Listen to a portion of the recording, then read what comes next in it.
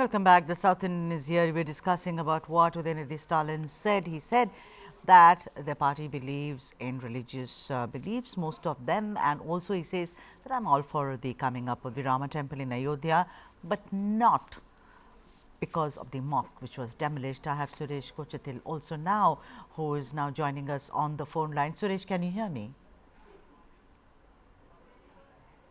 Suresh, can you hear me? Clear. Absolutely clear. All right. Suresh, what do you think of this Absolutely clear. statement, which I think is totally schizophrenic, as it were? On the one hand, he says we are a party which believes in, we've got religious beliefs. He says we are all for the Rama temple, but not because it was built on in Tamil. He said it, which, I do not know how you transliterate that. But he said that we do not actually support a temple which has come up on a mosque which was demolished, obviously making a reference to the Babri Masjid. So, from the point of legalese, wrong. From the point of the party believing, having religious belief, hypocritical. What do you think? I think Udhayanidhi Stalin is playing it safe because he thought earlier in the Sanatana Dharma row, he doesn't want to become a problem. Yeah. That is be very careful with his words. And when he tried to say something and which will create a controversy, that is only going to help the BJP for sure. And that is where they are worried, extremely worried, because he's seen as somebody who is kind of maverick in that sense of the word. Stalin does not speak so much as Udhayanidhi Stalin speaks. And that is the difference there. I think he is trying to be on the correct side of the Hindus, trying to say yes. And then he's trying to say, yes, I'm on the other side too. So you got your both your legs on two boats, and that is where DMK will fall, because they cannot be, they could be either here or there. They can't be saying I'm secular and then they'll say I'm communal. No, it doesn't work that way.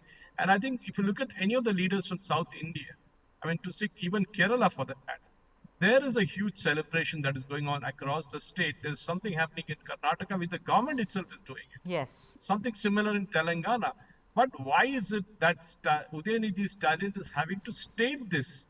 And that is the most worrying factor, because why does he have to say that, he's kind of for the temple but not in the mosque? And everybody knows the history of it. This was a title dispute. This was not a dispute about the Babri structure. Yeah. This was as to who held the land. That's it, period. Yeah, absolutely right. Rajashekaran, let me get you on the screen right now, completely running out of time. Rajashekaran, tell me something. The balancing act over the years done by the DMK. Look, I will not even, everyone said, oh, Durga Stalin has got an invitation. So what? Durga Stalin is a woman in her own right. Just because she is married to Stalin and the mother of Udhayanidhi doesn't mean a thing. But, do you think that over the years, like Suresh said, that, this DMK's thing about keeping everyone happy is going to boomerang on them very badly? Sudha, I totally agree with Suresh, and I also second his opinion. And again, in politics, you cannot ride two horses at a time. You have to either take your own ideological stand or go with the Hindutva right-wing stand. Here, you cannot say I am secular, but partly I am on the ideological stance of BJP.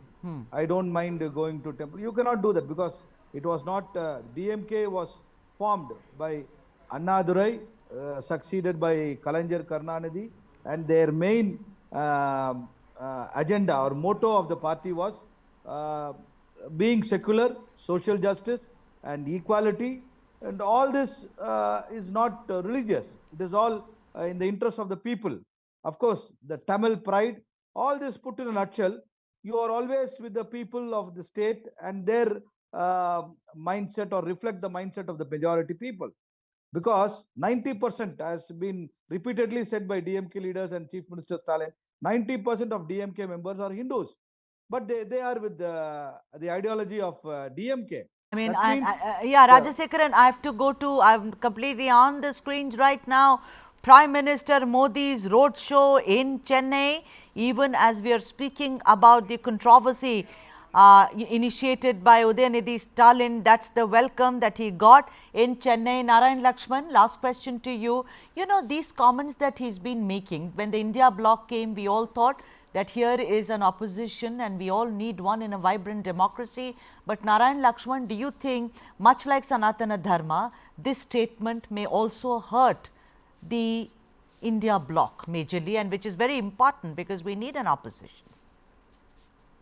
Absolutely, Sudha. I do agree. And I think Udhayanidhi is unfortunately deepening his reputation for muddying the waters of the opposition.